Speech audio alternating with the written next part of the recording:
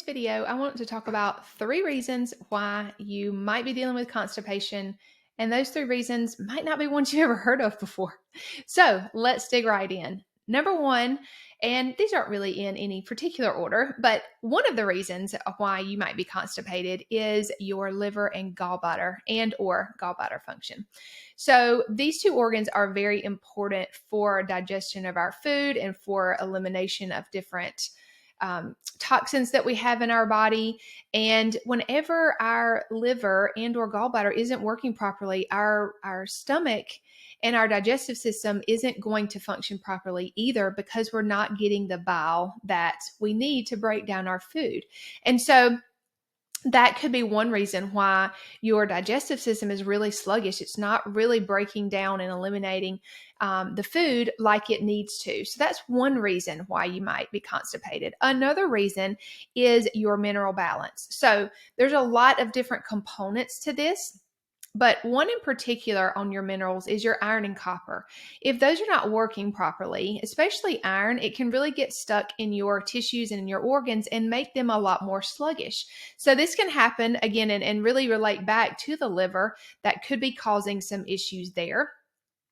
Copper also plays a really big part in all of this to keep things in balance that would encourage digestion. The mineral balance world is very complex if you look at it sort of with a microscope, but in general, these things do affect our digestive system. There's also electrolyte balance as well, and that might not be something you've ever thought of. Of course, we hear that we need to stay hydrated as a way to keep things moving. And I'm not suggesting that's not true, yet it's important to make sure that we have electrolytes to spark those currents and the energy that we need to get things moving through our digestive system. And so one that's really important is potassium.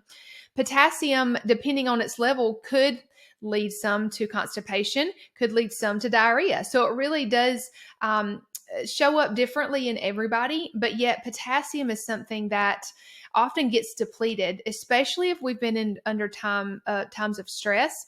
That's something that, and sodium, they play important roles, and really they are very connected in that a lot of times they're used up quickly when we are under stress. And so it can leave our body really depleted.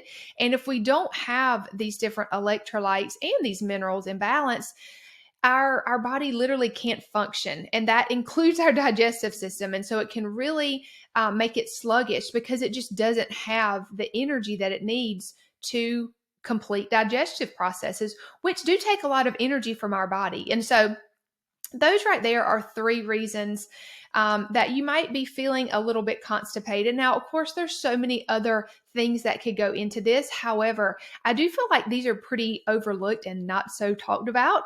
And so that's why I wanted to just mention them here to you today.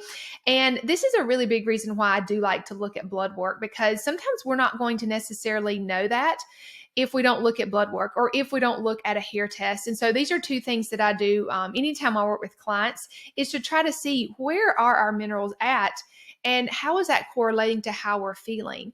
And again, this isn't so that we can pour on more supplements. It's so that we can eat different things or consume different things, maybe in a beverage form, that is going to help our body work better. And it's going to balance those minerals and those electrolytes and those vitamins so that everything works the way that it should. And oftentimes this is at the very root of why we are having these chronic type issues like constipation can be. And so I hope this video just helps you to see things maybe from a different perspective. Maybe you haven't thought about that before.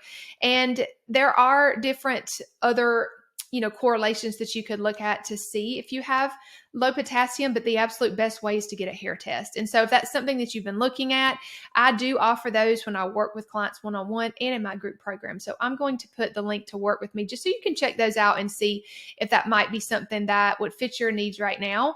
I will try to, if you have any specific questions, I will try to answer those, as long as it's not personalized medical advice. I definitely can't give that out unless I'm working, obviously with you one-on-one. And so check out the description for that link so you can check out how I work with clients. And if you have any questions, make sure to put them in the comments. I'll see you guys on the next video.